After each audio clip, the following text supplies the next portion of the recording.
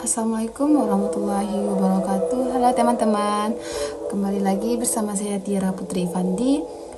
Kali ini saya akan membahas tentang kurikulum dan apa sih penyebab terjadinya pengembangan kurikulum. Jadi, kurikulum merupakan suatu hal penting dalam sistem pendidikan.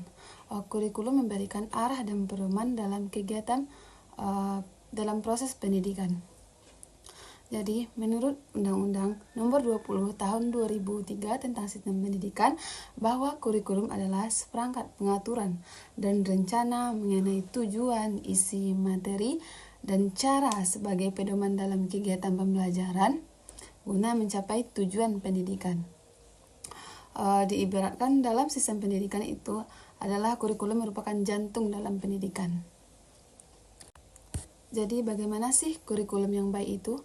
Kurikulum yang baik itu adalah kurikulum yang sesuai dengan zamannya, yang mampu beradaptasi dan membangun kompetensi sesuai dengan kebutuhan murid. Dan juga memfasilitasi murid untuk dapat berkembang sesuai dengan zamannya. Jadi seperti yang kita ketahui bahwa di Indonesia itu sering mengalami perubahan kurikulum. Tercatat ada 11 kurikulum telah mengalami perubahan, mulai dari zaman kemerdekaan sampai kurikulum yang kita pakai kali ini yaitu kurikulum merdeka. Setiap kurikulum berubah pasti karakteristiknya pun berbeda-beda. Seperti hal contoh kita ambil dari kurikulum KBK, kurikulum berbasis kompetensi, yaitu kurikulum itu berfokus pada pengembangan kompetensi peserta didik, baik itu sikap, kognitif maupun psikomotorik. Selanjutnya kurikulum KTSP atau kurikulum tingkat satuan pendidikan, yaitu kurikulum yang didirikan wewenang kepada kepala sekolah untuk mengembangkannya, yang mana pemerintah hanya memberikan kompetensi dasar dan indikatornya dikembangkan oleh sekolah. Selanjutnya kurikulum K13, yaitu kurikulum yang berfokus pada pengembangan karakter. Di kurikulum 13 itu berfokus pada pengembangan peserta didik secara holistik, baik itu pengetahuan, sikap maupun keterampilan. Selanjutnya kurikulum yang kita pakai sekarang yaitu kurikulum merdeka atau KUMER, yaitu kurikulum yang karakteristiknya memberi kebebasan kepada peserta didik untuk mengembangkan kemampuan sesuai dengan bakat dan minatnya. Jadi fungsi kurikulum itu adalah kurikulum merupakan hal penting dalam sistem pendidikan dan juga memberikan pedoman dan arah dalam kegiatan proses belajar mengajar.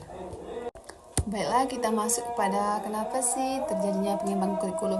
Jadi sejalan dengan perkembangan zaman, kurikulum juga ikut berkembang untuk memenuhi tuntutan. Selain itu, perubahan yang terjadi merupakan upaya untuk meningkatkan kualitas pendidikan dan menciptakan generasi bangsa dan sumber manusia yang mampu bersaing nantinya dengan negara lain. Jadi dengan begitu, pendidikan adalah salah satunya dengan melakukan perubahan atau mengembangkan kurikulum sesuai zaman dan konteksnya masa kini dan masa sekarang. Perubahan kurikulum itu merupakan hasil dari evaluasi hasil kurikulum sebelumnya yang sudah diterapkan atau dipakai. Maka di sanalah kita melihat perkembangan, apakah ada perkembangan atau kemajuan dari sebuah pendidikan, atau adakah mempunyai kualitas yang bagus dari pendidikan.